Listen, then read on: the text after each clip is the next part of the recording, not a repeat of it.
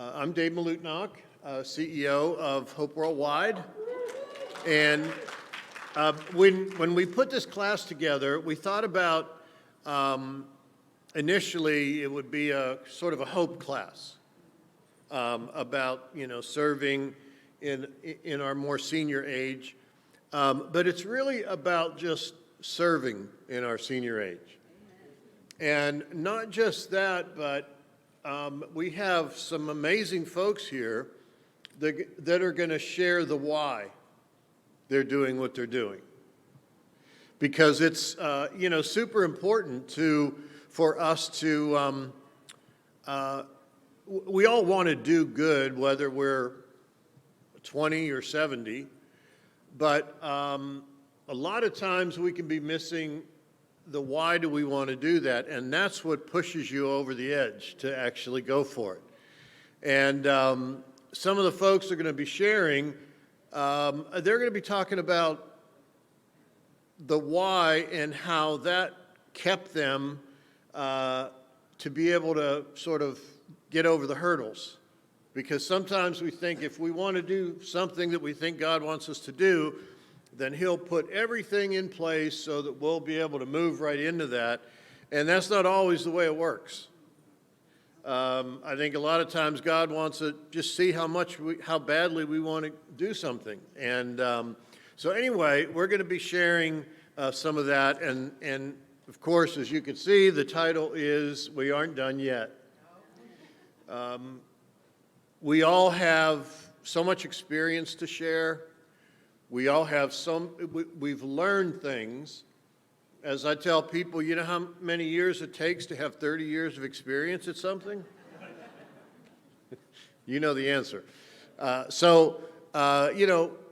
We have a lot of experience. We've gone through a lot of things. We might not have some of the technical things that are coming up these days. Some of us are more technically astute than others. But we've gone through a lot of life lessons that are very important. And there's no time better than now, once we've gone through all those life lessons, to actually help and teach and work with others. So I'm the host for today. I don't like that picture, it makes me look fat. So I'm going to move it to the next one. Since we are here and since I do work for Hope, I'm going to share a little bit about Hope. Hope was founded in 1991 by Bob and Pat Gimple in response to a call to the Scriptures. And if you remember back in 1989, there was a talk given at the World Missions Seminar with Doug Jacoby and Douglas Arthur about how we need to help the poor. And that moved so many people that we ended up starting an organization, the church did. And today, 30 years later, our key priorities are really three. We call them our three buckets: volunteer mobilization, disaster response, and community empowerment. And today, Hope Worldwide is having an impact in more than 60 countries. There's Hope Worldwide, and then there's Hope Foundation India. There's Hope Worldwide Papua New Guinea. There's Hope Worldwide Australia. So there's 60 different Hope Worldwides around the world. It's just a joy to be able to work together. Last year, we served about 1.4 million people. Last year, we had over 250,000 volunteer hours globally. And that's with a pandemic where people are quarantined most of the time. So anyway, it's just a pleasure to be able to be with Hope Worldwide and also with all the other Hope organizations. I want to share with you one last thing. It's a new program that we have called Lend Hope Worldwide. And the whole idea is that we have disciples around the world that are living in poverty. They don't want to live in poverty, but they're living in poverty. And here we are. We may not be rich, but comparatively, we're living much better than many of our brothers and sisters. And so we wanted to we thought about, okay, how do we help our brothers and sisters in countries where it's very difficult to get ahead? Many of our brothers and sisters that are in poverty, they're unbanked. They can't get a loan. They can't better themselves. They can't get a loan for education. So we thought, we can keep feeding people, but that hurts a person's dignity, and they don't want handouts. They want hand-ups. And so Lend Hope Worldwide is all about empowering our brothers and sisters around the world that want to start a business, want to do something to better themselves, and so we provide microloans, anywhere from $500 to $1,500. And we have a training program that trains them how to be entrepreneurs. Then they have at the local Hope organization, they have a lending committee that sort of makes sure that they're prepared and ready to get a loan. And then through Lend Hope and through the app that is on the screen, we can scroll through and find people that, the different businesses that they want to start. So say you give $25 to Maria, and Maria needs $1,000 to start a sewing business.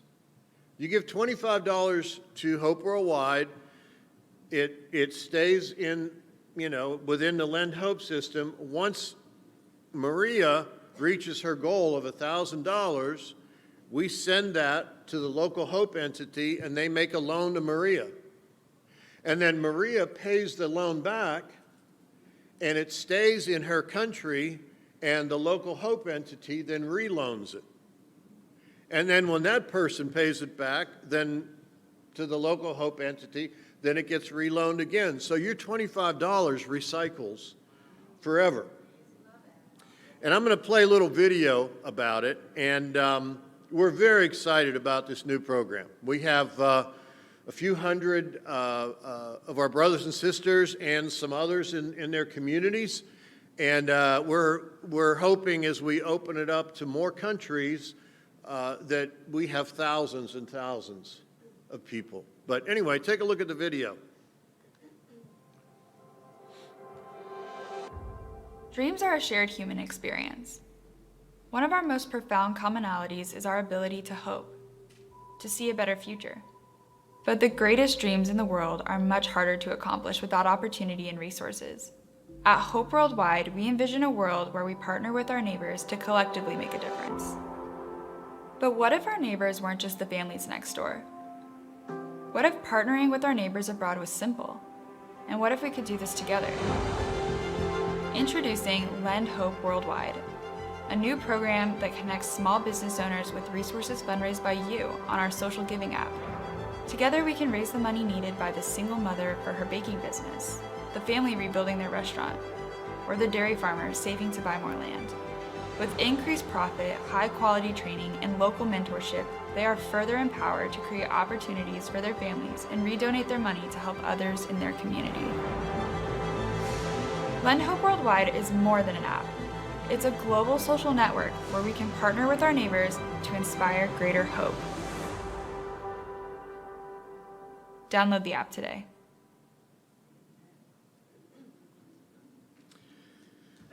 So anyway, it's more excited about that program, and hope that you'd be willing to participate. The cool thing about it too is you give to Maria, Maria gets her loan, and then you will get notifications of how Maria is doing, and you can kind of have that virtual connection with the person that you're helping. So now we're going to go with hope related, but not necessarily. We have 5 people that are going to share that all have made the decision in their later years to serve people. Whether it's with Hope or whether it's just individually or whether it's in another organization, the whole idea is we're here, we have experience, we want to help. We want to use our experience to help others. First will be Peggy Malutinok. Come on up, Peggy. She's an amazing person. She's my favorite sister in all the world. We've been married 42 years and have 3 children, and she just amazes me every day. But anyway, Peggy's going to share. Then we're going to have Matthew Bridges come up and share. Matthew has been a chapter leader and chapter director in Houston for many, many years. He's what kind of consultant would you call it? Behavior consultant. He works with different school districts to consult in their schools on, working with children with special needs.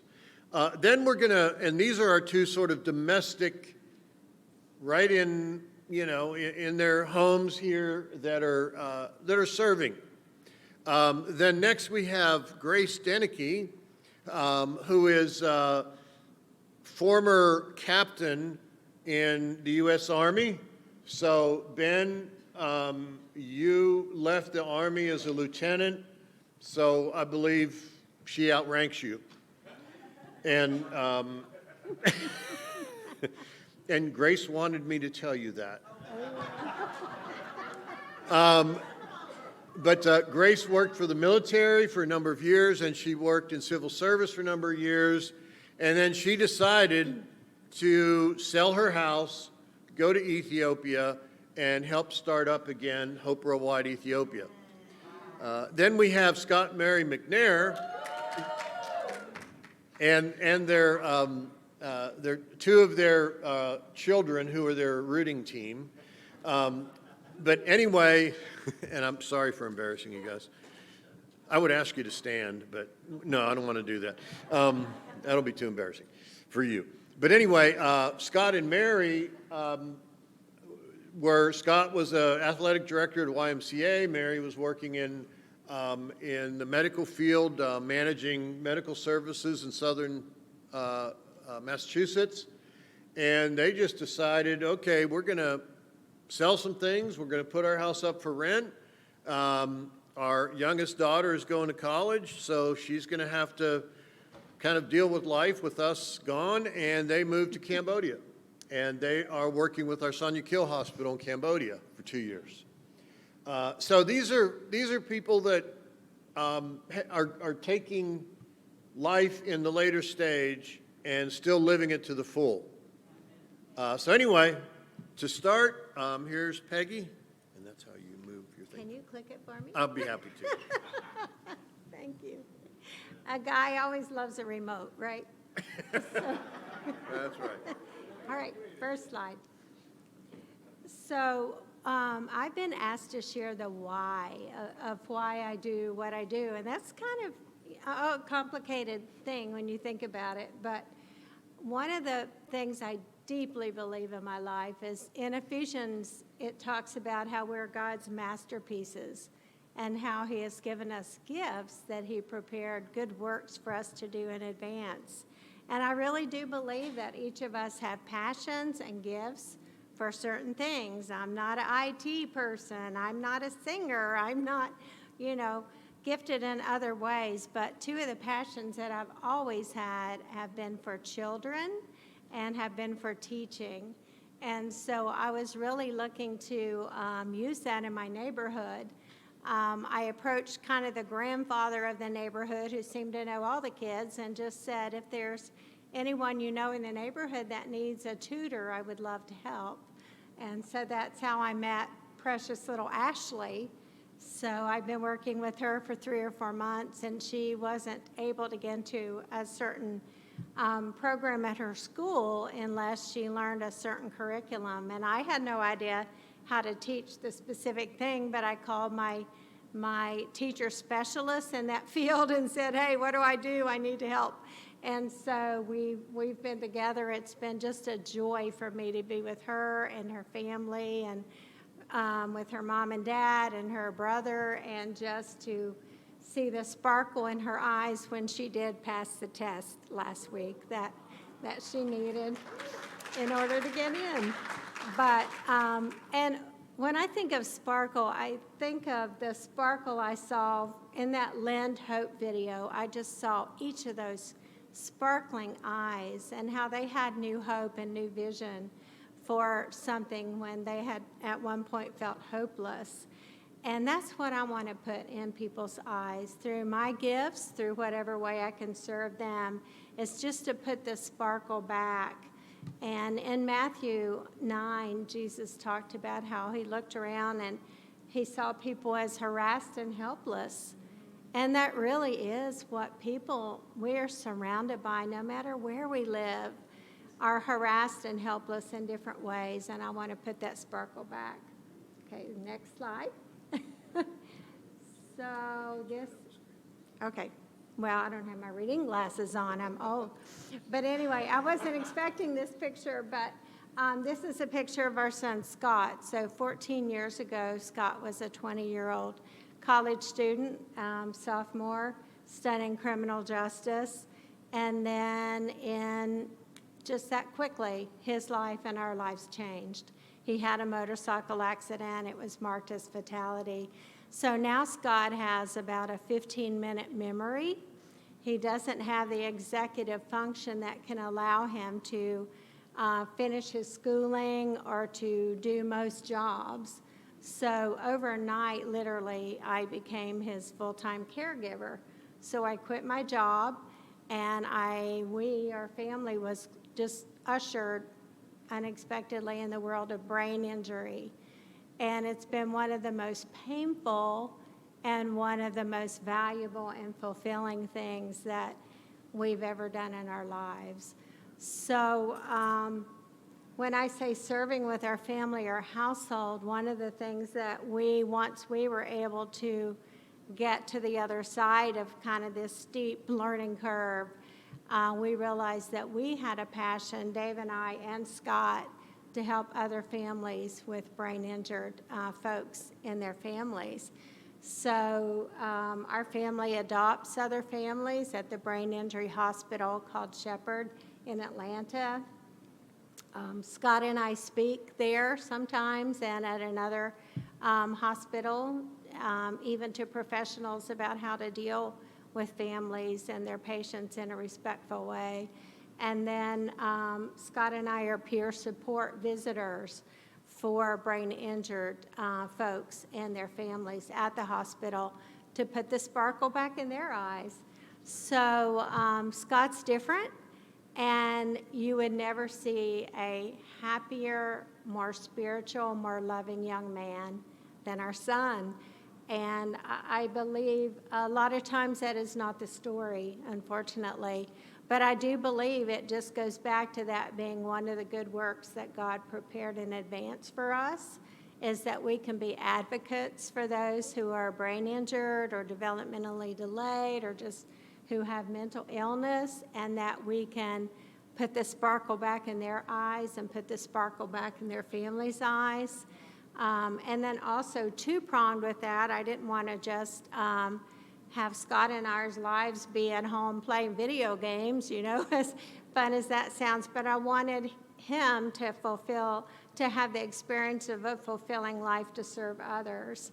So he and I serve in whatever way we can, our church community, our neighborhood, the hospitals, whether that's working at soup kitchens or writing messages on Chick-fil-A bags, or just visiting people that are hurting, delivering food during COVID, just different ways that we could make life more fulfilling for him and then for me. And then one quick thing, I think as we get older and become caregivers, I know with Dave's mother, she lived with us for 11 years, and what we would do is she loved to sew, so we would make blankets for the shelters and teddy bears and little sundresses to give to the mission team so that she could have a way to give back and fulfill. Okay, and then lastly is just serving with our church community, that we can never forget our brothers and sisters in need, you know, and that kind of goes back to, even with Scott's accident, my eyes started opening to where can I find people in our church community that need help, that need an extra hand, that need encouragement, that need a ride, maybe because they're older, maybe because they're a grieving widow, maybe because they just don't have a mom and dad and never have. So we've probably got 8 to 10 folks like that in our congregation, and so our congregation has worked hard to surround those people and to put sparkle back in their eyes. And we are blessed to have Kevin and Noelle Broyles as our Hope chapter leaders, and they've built so many programs about how we can serve the community in that way, and also how we can bring those folks with us to serve our community. So thank you.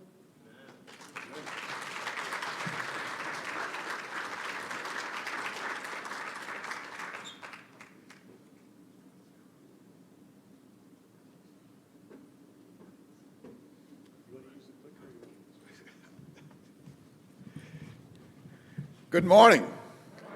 All right. My name is Matthew Bridges, and I've been a Hope Worldwide volunteer and supporter for almost 30 years, like a number of you. And I've served as a chapter director in Houston, up until a few years ago, for 23 years. And I continue to serve primarily through disaster relief in the Gulf Coast area of the country, which is Mississippi, Louisiana, and Texas, of course. Hurricanes, floods, fires, all that stuff. I'm sure you guys kind of heard some of the disasters that come that way.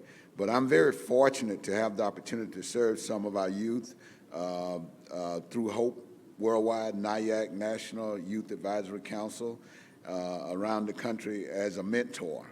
And also, these are young future leaders. They are brilliant, they are very ambitious, and seeking guidance. You know, I'm the owner of Bridging Lives LLC, which is a special needs service. I founded and operate Bridging Lives Social Skills and Recreation Camp. It's a special needs camp that provides services for social skills and recreation for children with developmental disabilities, which include autism, ADHD, Down syndrome, intellectual disability disorders, and et cetera. The camp has operated for 20 years, and I worked in the field of autism for 28 years. And after being in the field for 13 years, we had a grandson that was born with autism. God knows, right? You know, so, his name is Marcel, and he passed away at the age of 9.5. And at that point, I named the camp, our Social Skills and Recreation Camp, Camp Marcel. So now it's Camp Marcel.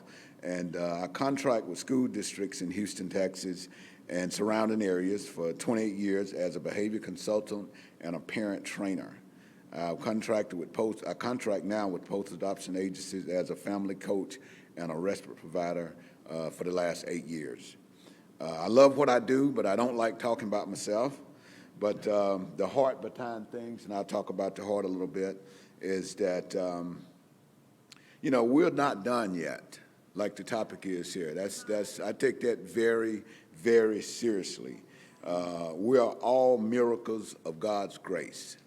That's who we are. We're miracles of God's grace. So we just have so much, man. It lights me up inside. You know what I'm saying? And just to understand that and to realize that we have changed, we've grown, in a lot of ways, some up, down, round, and all that type stuff. But hopefully we've matured over the years, and God has prepared us to give. He has built us as strong, loving, desiring, passionate, and intimate vessels to carry his love and compassion to the poor and needy. That's who we are. In Acts 20:35, it said, I showed you that by this kind of hard work, we must help the weak, remembering the words the Lord Jesus Christ himself said, it is more blessed to give than to receive. You know, God has prepared me and you to give at this stage of life even more than before. He has blessed us with the careers that we've had. He gave, you know, some of us may still be working or retired like me, still working, for the use of his glory. It wasn't for us, it's for the use of his glory. He gave us this time, you know, I'll say it like this. God did not bless me and you with this age because we needed it. He gave us this because someone in our life needs us. You know what I'm saying? Yeah. There's no better time now to ask God to use me and you sacrificially for the time we have here on earth. You know, we got to turn it up a notch, respectfully. You know, we don't want to overpower, we don't want to overrun nobody, but we still here. And we're alive and kicking. Yeah, so with that, we've learned a lot of the things that it take to make us to be who a lot of the younger generation really want to see. And that's love, caring, demonstrating kindness, putting myself aside, miss watching a football game, to have a coaching session, a parent coaching session with a parent that is overwhelmed and trying to get their child behavior under control or get them to a behavioral health hospital. You know, giving time patiently and showing that you care while a child tries to express what they're feeling and what happened before the child broke all the glass in the house. Every single thing in the house that was glass, broke it. Poured all the liquids in the refrigerator out on the floor. And to nurture and provide strategies and techniques that will enhance the parent's ability to decrease and hopefully stop those type behaviors. You know, a desire is one of life's strongest emotions. It stresses the strength of feeling and often implies strong intention or aim. Our desires fuels our choices and our actions. This ability was given to us by God to pour us toward himself and his ways. But we must be aware they're also exploited by Satan, who draws us away from God and serving him. You know, my desire is to provide help and support for all the families that are in need and can't afford the cost of most facilities and camps, to provide a life-changing service for every child and parent that God's put before me, to provide a space where a parent can relax and care for themselves while the child is getting the help they need that will support the whole family. Our respite services provide weekend respite where the child comes to the Camp Marcel for the weekend from Friday at 6 p.m. until Sunday at 10 a.m. And the parents have the weekend to themselves. I once had a family, they both was attorneys, and they had a child that had severe autism, and they had not had an opportunity since they had been married for 11 years. And I met the child when he was 11 and talked him into letting him come because they hadn't let anybody keep him other than relatives or things like that. And he came to Camp Marcel, and that was the first time they had a weekend to themselves. They went off, they came back holding hands, skipping down the driveway. They was excited. They said, can we do it next weekend? So we'll be here. So at Camp Marcel, we give scholarships throughout the year for parents that would not be able to send their child to camp or respite. We also help with school supplies and different things like that. So we want to give to as many as able. So we don't have a bunch of funds or anything like that. We sell Camp Marcel T-shirts sometimes, different things, and just pure pro bono. You know, we want to help somebody. The passion is over the years, there have been a burning passion to serve. When a hurricane, tornado, flood hits, I begin to get the jitters, you know, call Dave Tomlinson and see what the plan is, you know, and work it from there all the way back from Katrina up until recently, the floods and hurricanes in Lake Charles, Louisiana. We did some things there, you know, and, you know, it's just a passion. Anticipating what will happen this year, will be with the heat and the warm water in the Gulf. So let's pray about that for everything to stay calm, in the Gulf. Intimacy, the process of opening our hearts, the core aspect of ourselves to each other and to those in need. As we open our hearts to the Lord, we all long for unconditional acceptance and closeness. We want to be cared for, known, understood, and loved for who we are.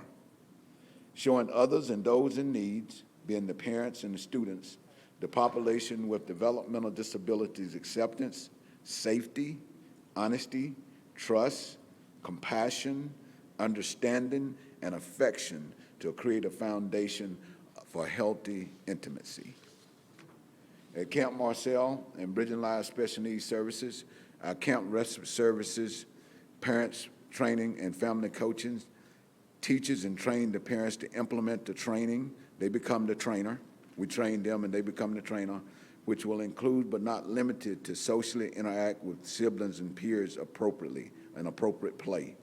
Wash their hands, brush their teeth. We give them task analysis, literally the steps that it take to use the toilet, to take a shower, to comb your hair, to do different things, because developmentally, a number of the individuals we work with do not have those skills.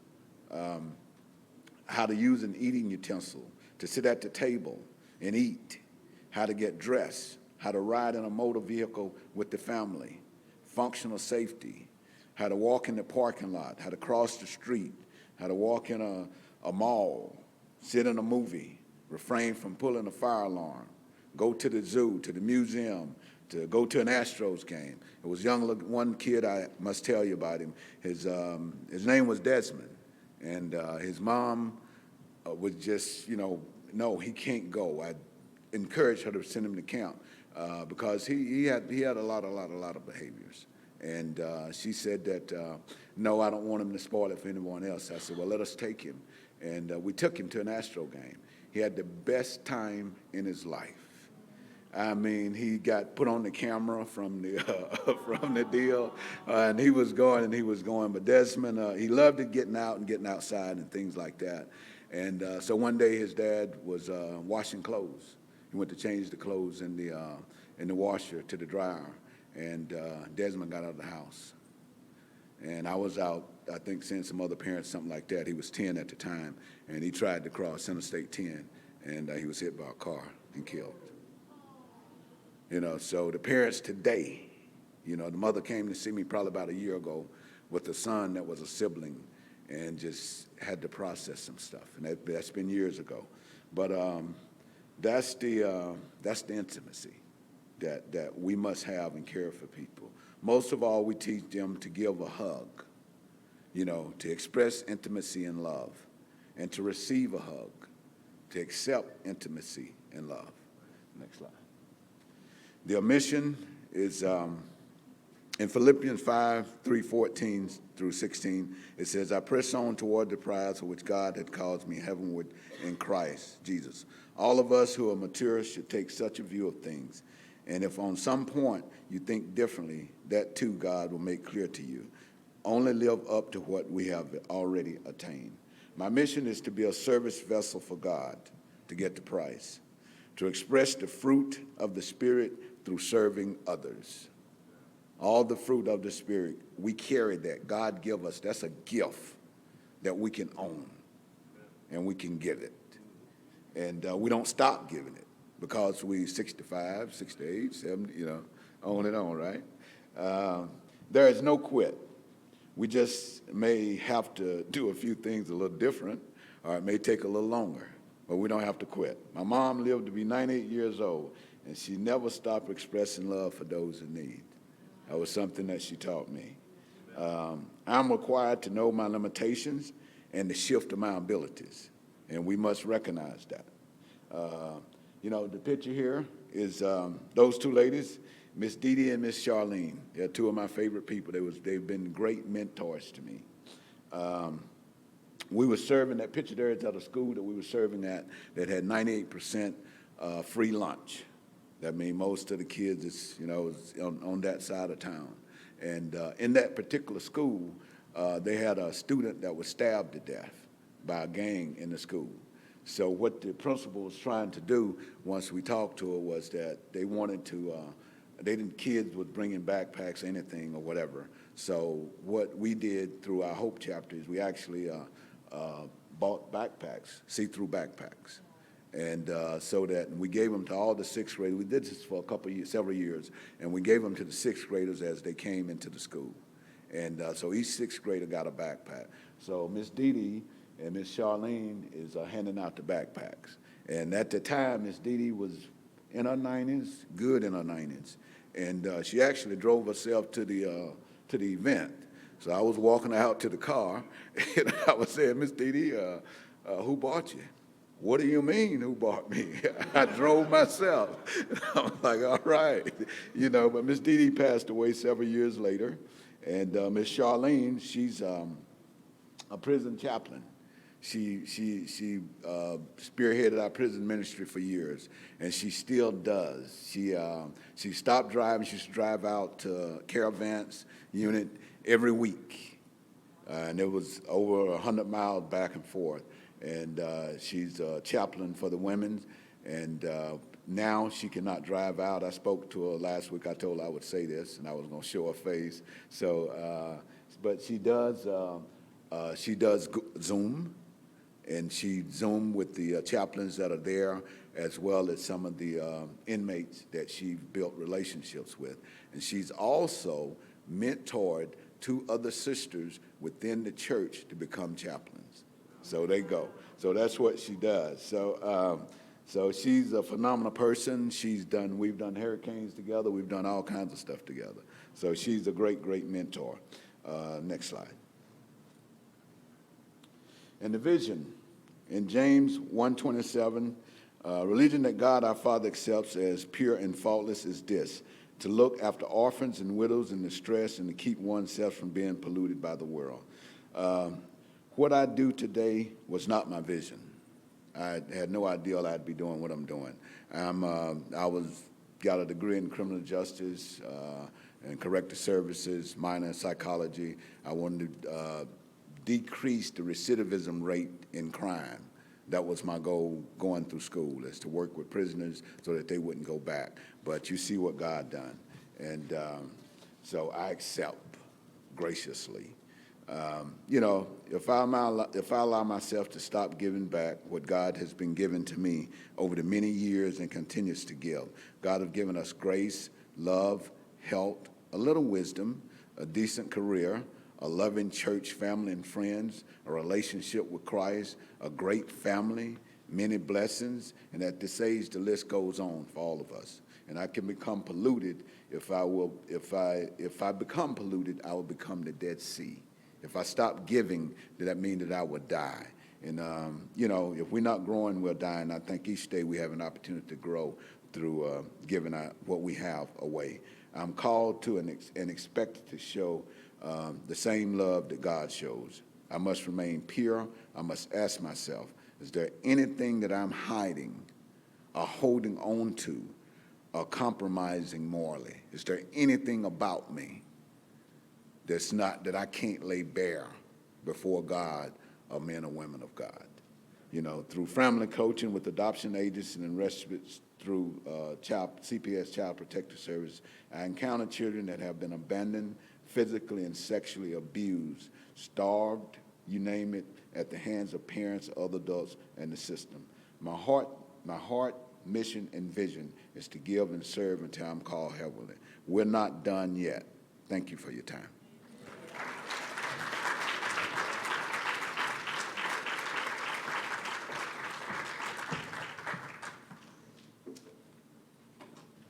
Good morning. My name is Grace Tanaka. I'm the CEO and Country Director of Hope Worldwide Ethiopia. So the journey. So I retired, like Dave shared, from the Army in 2009 after doing 25 years of service. I then transitioned to working for the civil service, and last year I retired from my second career. But in between these two careers, I found myself being able to serve a community in different ways. Thank you. Such as serving meals, renovating living quarters, or playing with the kids at a homeless shelter, to organizing a group of single moms to provide meals and clothing to the homeless in Washington, D.C., to supporting organized community outreach by the church, or to slowly progressing to becoming a foster parent when my daughter went to college. Each activity would inspire me to push myself out of my comfort zone, as I saw the impact it had on the kids more so than the parents. I think that always has tugged on my heart as a mother. For me, the vision of making the world better for those that are materially poor required for me to be willing to be a little bit more uncomfortable, but maybe sometime a little bit more, but I thought that was worth it. Fortunately, all of us are blessed that we don't have to worry about the food we eat, the clothes we wear, or a place to live. But the people I was honored to have be part of my life, whether it was a foster child that lived with me, that just got removed from her parents' home because her life was endangered, or an HIV/AIDS child who's 6 years old and who has to live in the slums of Addis and has to stay on medication for the rest of her life. This spunky 6-year-old landed up being my inspiration for my community service.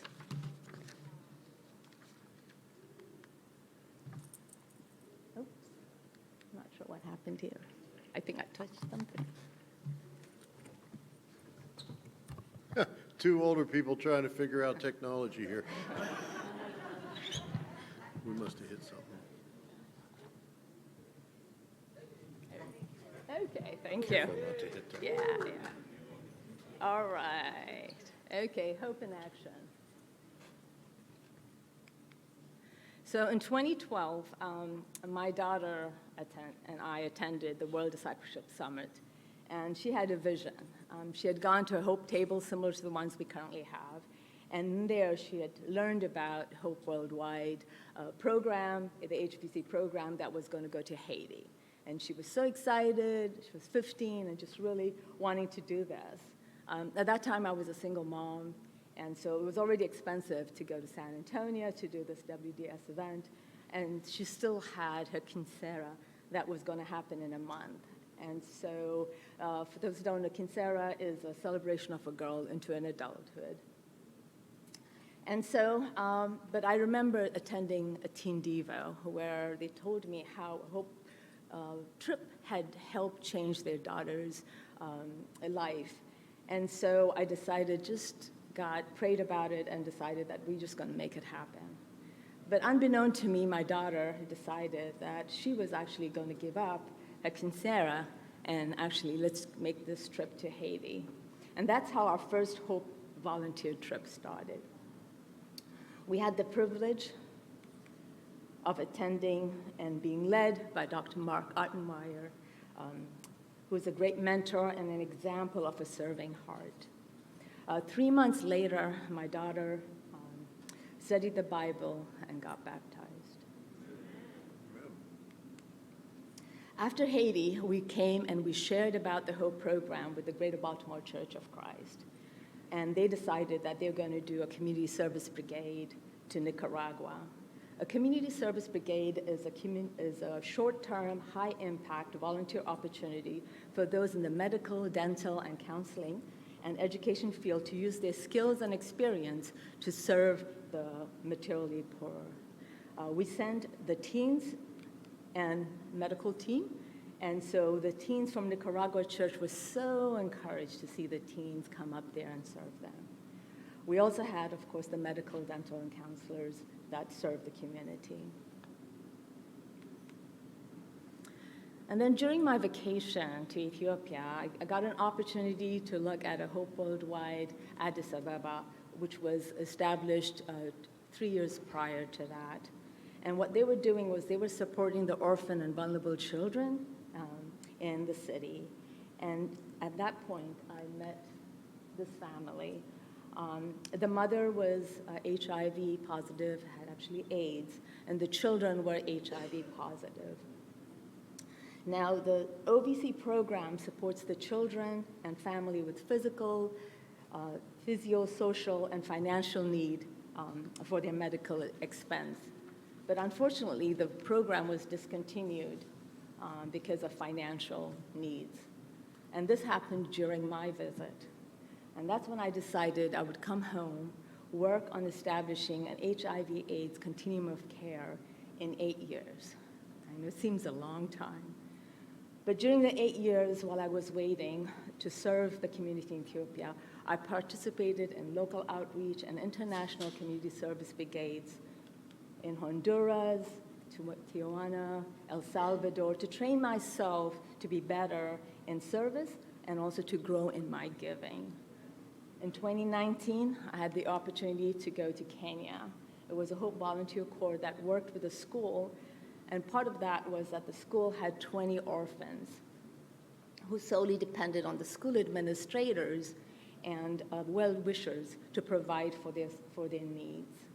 Of course, when we were there, we were able to, through the Hope Volunteer Corps, provide support for the school by renovating their tables, their chairs, painting the classroom, spend time with the children by playing games, sharing devotional, mentoring, and spending time with them. Each trip would soften my heart to serve on a daily basis, which I needed to do as I was getting ready to go to Ethiopia.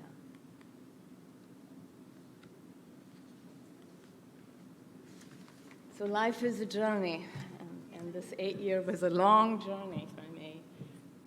But now, 8 years later, we established Hope Worldwide Ethiopia. I live there full time, and I partner with Hope Worldwide Kenya, local governments, and NGO to support the community.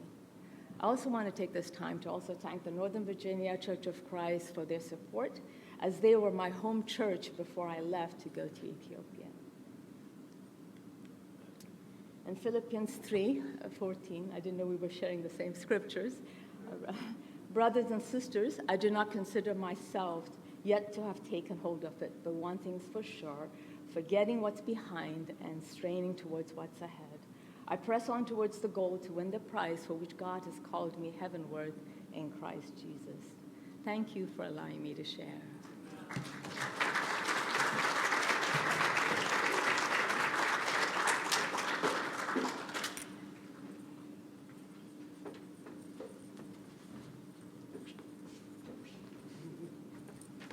Arun Susadai, that means good morning in Khmer, the native language of Cambodia. And I just have to do a shout out, Saksabai Saizabak, to all of our Cambodian brothers and sisters that are watching overseas. It's nearly 1 a.m.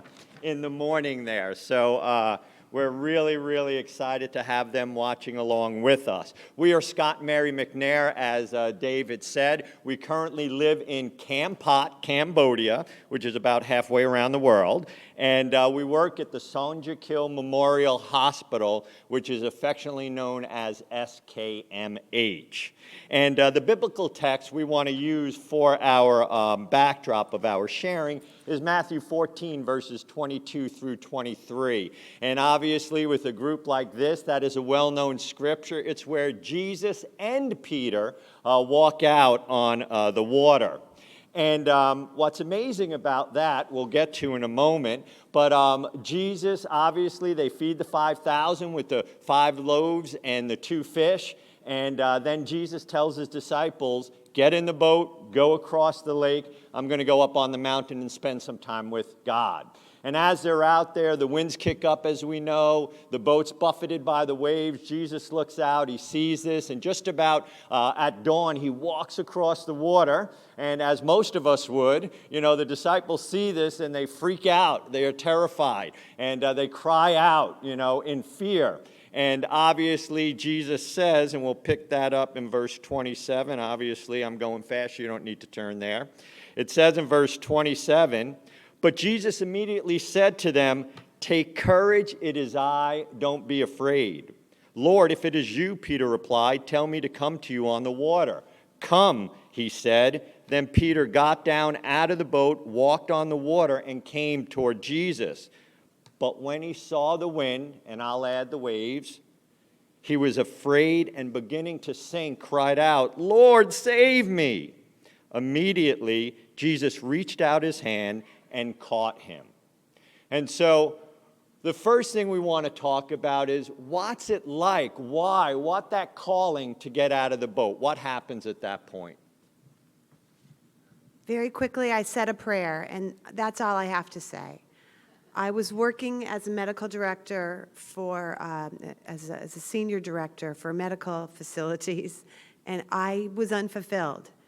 And I said a prayer, went to the beach one day, and unbeknownst to me, I hadn't looked at my phone, got back to my office, and there was a call from a friend who said, "Can you give me your resume so that I can take a look at it and see if you'd be qualified to go help as a senior consultant at a hospital in Cambodia?" And that boldness and that willingness to say a prayer is what opened the door.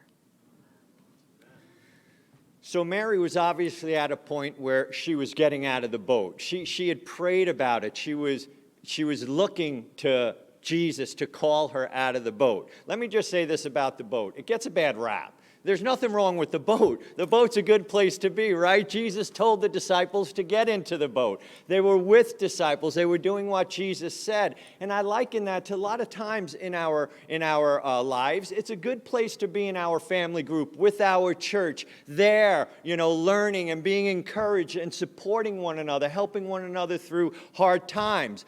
But all of us at some point will be called out of that boat. Now, it may not be to go halfway around the world. It may be to help with a ministry in your church that has been hurting for a long time. It may be to take care of a family member that you weren't planning on taking care of and to give your heart to. It may be helping a neighbor, whatever. But God's going to call each of us out of the boat.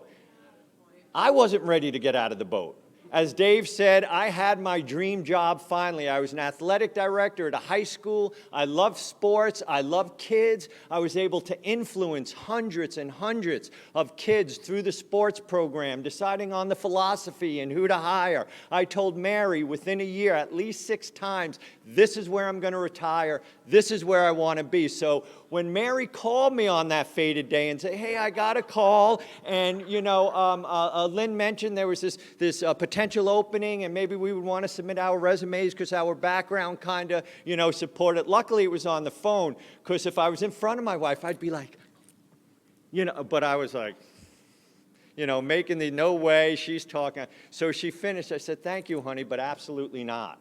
I am not interested. I don't want to go overseas. I don't want to." And my wife, being who she was, said, "But honey, what if this is God opening the door a crack, and he's just wanting us to just submit our resume? We probably won't get chosen anyway, but we don't want to look back in 5 to 10 years and say, we were unfaithful to God, or feel guilty that we didn't step out of the boat maybe when God was calling us to step out of the boat." So again, I still wasn't sold. I wasn't interested in going, but I had to say yes. I figured we'll submit our resume. We won't get chosen. Submitted the resume. But what happened was I started praying earnestly. I started reading about Cambodia. See, I started to take and do the work. What would it mean to get out of the boat for me? What would it mean if this is God, if God is calling you? So I had to work on it, and over time, to shorten the story, I got to the point where God changed my heart, where I was willing to step out of that boat, and obviously we did get chosen, and we're now in Cambodia. Okay? Next slide, please. We got the winds and the waves. All I want to say about this is just because we make a decision, just because I made a decision to change my life, it didn't mean everything went great. The reality is, whether I'm in a first world country or a third world country, the winds and the waves still come, amen? It's going to be hard. I mean, my mom died, I broke my arm, I got COVID, Scott got COVID, we got in a car accident. How long you got, right? Now we have to have the people in our house aren't paying our rent, so we're having to deal with all that. We rented out our house to go and they won't pay us the rent. I mean, can everybody relate to these kind of winds and waves? Just because I changed my life didn't mean all the stars are going to line up. And my whole point was I just wanted to do something great for God, and I was convinced that I wasn't done yet. God still had something left for me, and I'm glad I made the decision.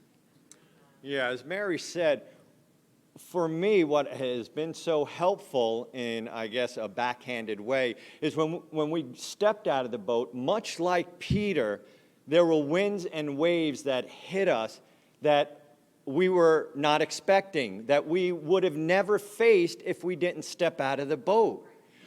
But the key for me was where it says here in verse 31, immediately Jesus reached out his hand and caught him. Because Peter started to sink when he saw the winds and the waves and cried out to Jesus. And Jesus, obviously, right, saves him. And for me, these winds and these waves that Mary listed, I started to sink. I got fearful. I started to get a little bit faithless. And I cried out to God. I'm like, God, we're over here. We're doing what you asked us to do. What the heck's going on? Help. And God reached out and he saved us from each of these. And because of that, my faith, my conviction, my hope in God and what he can do has grown tremendously, because those waves and that wind that I wouldn't have faced in the boat, I now have faced, and God has helped me to be victorious. And so I want to encourage you. I know the waves and the winds are scary, but it also gives God that opportunity to be there for you, to build and to strengthen your faith, and you won't face that if you don't get out of the boat. Next slide. And just to wrap it up here, Jesus reached out his hand, right? And he does to us when we put ourselves out there.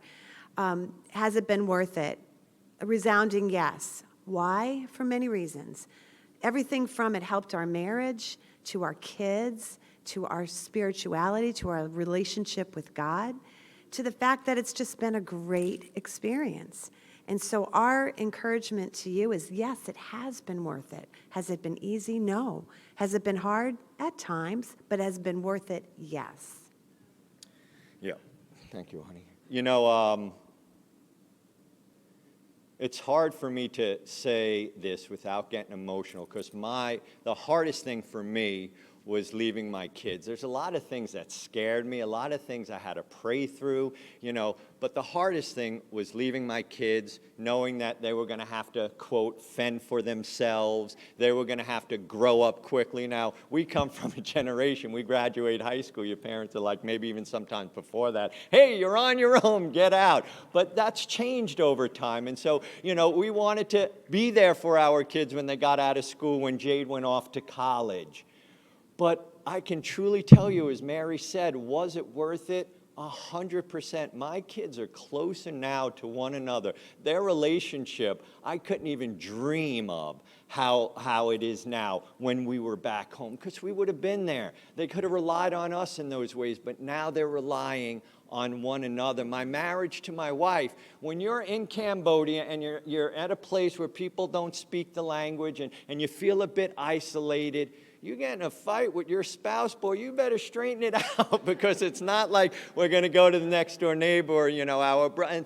So we've had to work, and it's strengthened our relationship. I love my wife. I respect her. I see strengths in her that I've never even knew were there. I probably should have, but I didn't see it, because of our surroundings. And I believe that awaits for all of us if we're willing to just take that step out of the boat. And like I said, doesn't have to be across the world. It doesn't even have to be across the nation, or in another state. It could be in your state. It could be in your house. It could be in your neighborhood. It could be in your family. But willing to step out of the boat. Was it worth it? It surely was. We're not sure what the future holds. However, we wouldn't trade it for anything in the world. It was one of our best decisions. Thank you.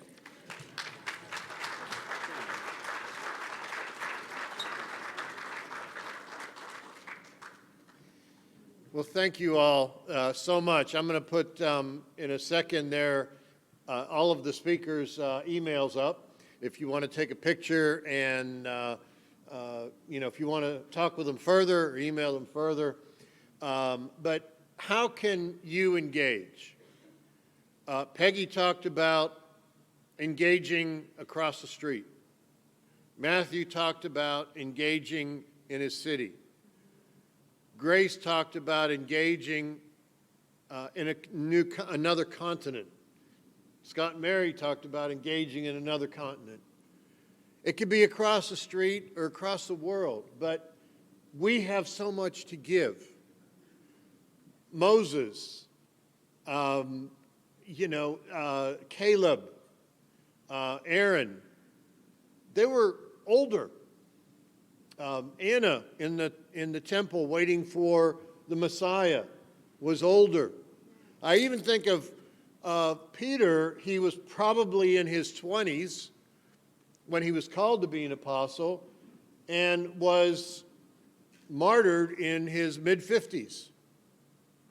John was very old. The apostle John wrote Revelation while he was imprisoned on an island. There's so many biblical characters that didn't stop when they turned 40 or 50, but they continue to serve God and they continue to look for opportunities. So you could pray for your neighbors in need. Connect and sign up on Hope newsletters. There are so many opportunities around this country that you can serve. Register to volunteer in your local chapter. For some of us, just give. Many of us, as we get older, we've hopefully been able to save, or we have maybe higher paying jobs, and you could always give. And the full engagement, as you see on this, it's when you're participating, advocating, and donating, then you get a full participation in helping. Here's the contact information for our speakers. Please give a hand for our speakers. They did awesome.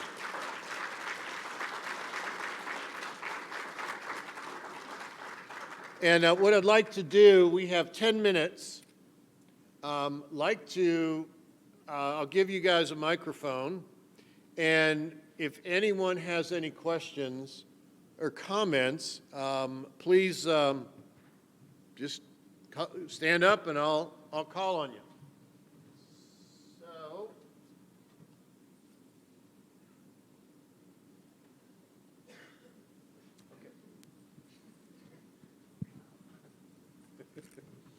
And when you guys speak, you can just stand and... So, questions, yes? Yeah, I guess for Scott and Mary, so my wife and I went to the empty nester track. I'm 47, very encouraged to hear you share. I guess I want to hear a little bit more about what stage your kids were at, and just how you, I know you made a comment there of wanting to be there as they transitioned to college. I'm assuming they were all there. Did he go with you, or how has that dynamic been since you've been there? And maybe I missed it. How long have you been in Canada? Thank you so much. We've been there for about a year. When they first asked us, we had a family meeting, and we told the kids we needed to talk to them about something very serious, and they thought we were either going to move or get a divorce. So we sat down. Megan's 26, a nurse. SJ was graduating from college, and Jade was graduating from high school, going into college. So we're thinking, man, we can't do this now. This is ridiculous. But when we asked the kids, we told them what the opportunity was. They all looked at us, then looked at each other and said, you got to go. There's no way you can say no to that. How could you ever live with yourselves? They were looking out for us. So we began the process of how can we pull this off. And it's so funny when you put yourself out there for God, just doors open up. God just provides what you need. It's the dream that we needed. And our kids have been fine.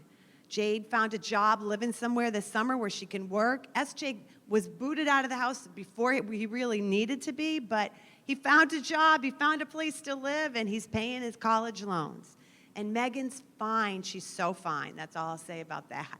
So, our kids, they're looking for us to step out of the boat because they want to know what they're going to be when they grow up. And if you ask me, it was the best thing we could have done for our family. It's taken us to a whole nother level. I don't know if that answers your question. Yeah, the only thing I'd add to that is initially we were going to be leaving before Jade graduated high school. And I had a talk with Jade, and her eyes got really big. She's like, you may leave before. I'm like, you can still stay at the house. We won't start renting it. You could live here with your brother. And her eyes are getting bigger and bigger. But she said, you know what, Dad? Okay. I really think it's the right thing for you guys to go. So it really, so my point is, when you do this at our age, similar to your age, if you do it before your kids are out of the house or about to get out of the house, it's a great opportunity for them to grow. Now, as it turned out, we didn't have to do that because, Hope and the hospital were like, no, you can wait a couple of months till she graduates. But I think where there's a will, there's a way. I hate to use an old phrase, but yeah. Last thing I'll say is they're coming to Cambodia for our family vacation in January. We saved all our money. That's all we can do, but I'm not going to be in Cambodia and not have my kids come experience this. And we're not going to the resorts. They don't know this yet, but we're going to the orphanages. Any other questions for any of our panel? No? Oh, yes, okay.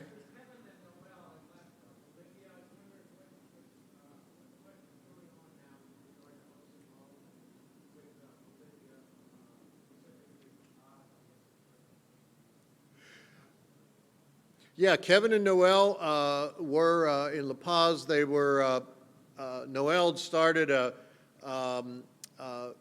youth program, collecting books, having a library, engaging with young people in the community, and Kevin was starting a clinic. Because of the political situation in Bolivia, they didn't know, it was like, would there be a coup? Would there be a civil war? And they felt, and we felt, it would just be best for Americans at the time to just leave. So it was a safety concern as well. There were just so many unknowns, and we did not want to put them, in any kind of dangerous situation. And they saw, they as well agreed. So they left, but the work that Noel started and Kevin started is still ongoing, and I don't have the details of how many children are being served, and how many people in the community, but there's a lot. And there was a volunteer corps recently that went to Bolivia, and I'm not sure if we're, Dave, do we have any brigades that are potential?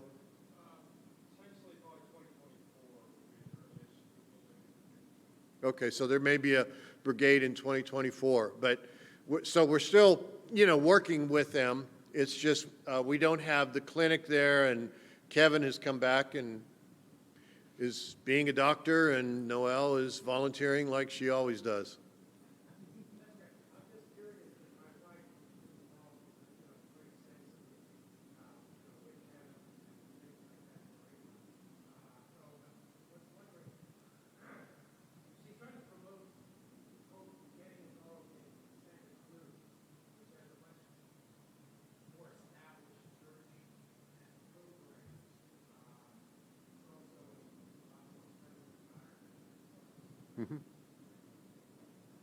Yeah. I would say, do you know David Pineda? He's in, he and his wife and family are now in South Florida. But David was the evangelist.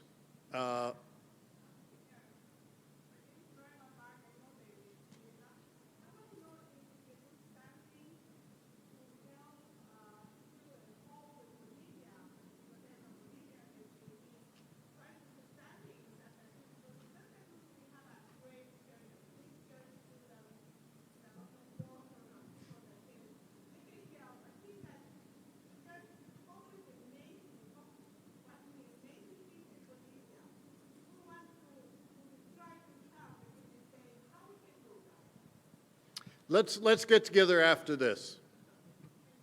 That'd be great. Yes.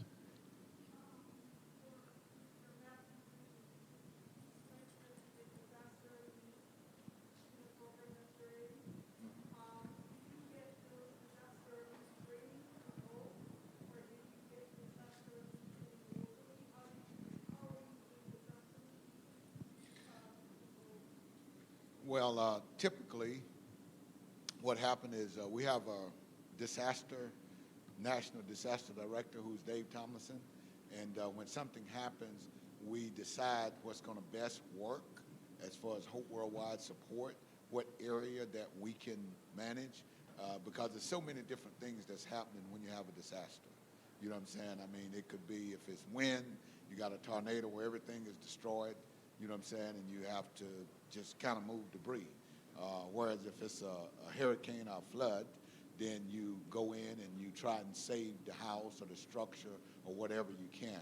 So yes, there are some on-site training. Typically, if a person like myself or Dave or whoever else that's going to be present, your chapter director, then they would direct you in some ways as far as basically pulling out the carpet, tearing out the sheetrock, moving, different things like that. So yeah. Did that answer your question? Okay. And Dave Tomlinson, if you could stand, Dave. He is our Senior Director of Disaster Response, and when something happens, he is on top of it. And so anyway, if you're interested too, you can talk to him. Yeah.